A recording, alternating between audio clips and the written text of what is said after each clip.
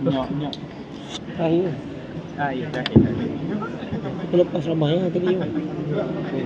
Selamat petang, salam sejahtera, salam Malaysia Madani kepada para guru yang saya akan memperkenalkan diri saya terlebih dahulu.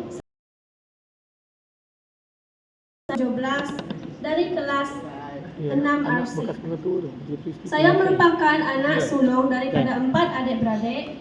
Saya berbangsa Iban Tulin dan Tiada Mix.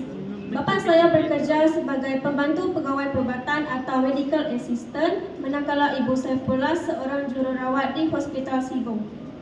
Semasa SPM, saya mendapat 7A dan 1B, walaupun saya agak tetap bersyukur kepada Tuhan kerana saya mendapat keputusan yang lebih baik dari sebelum ini. 7B. Kekuatan saya ialah saya mampu memimpin rakan-rakan untuk bekerja sama di berkumpulan untuk pembentangan di dalam kelas. Saya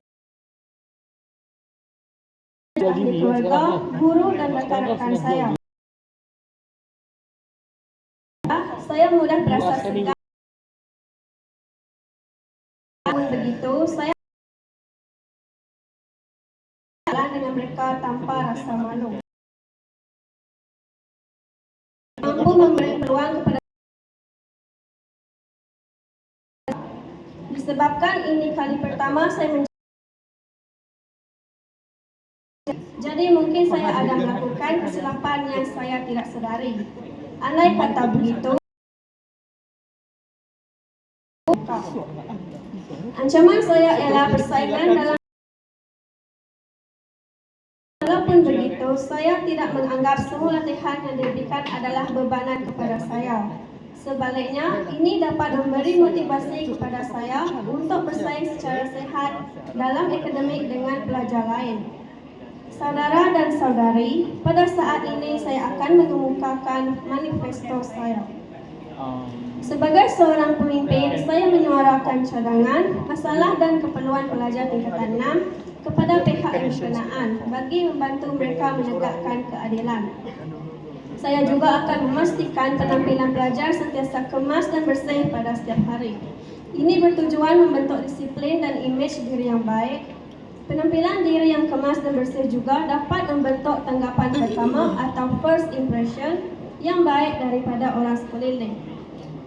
Tambahan pula, saya mencadangkan untuk membuka tandas lelaki dan perempuan di tingkat 3 untuk kegunaan pelajar tingkatan 6 sahaja. Hal ini bertujuan menjimatkan masa dan tidak perlu berebut dengan arus perdana terutamanya pada waktu rehat. Yang terakhir ialah saya akan mengadakan aktiviti sukan tahunan kepada pelajar tingkatan 6 untuk meningkatkan kemahiran bersukan, memperluas pengetahuan dan mengambil pengalaman sekaligus mengeratkan hubungan antara pelajar. Sebelum saya mengundur diri, izinkan saya mengakhirinya dengan serangkap pantun. Kepekaan membeli buah delima, singgah sebentar membeli swasta. Undilah saya dengan bersama, membawa perubahan untuk semua. Itu saja daripada saya. Sekian, terima kasih. Terima kasih diucapkan kepada calon nombor 13.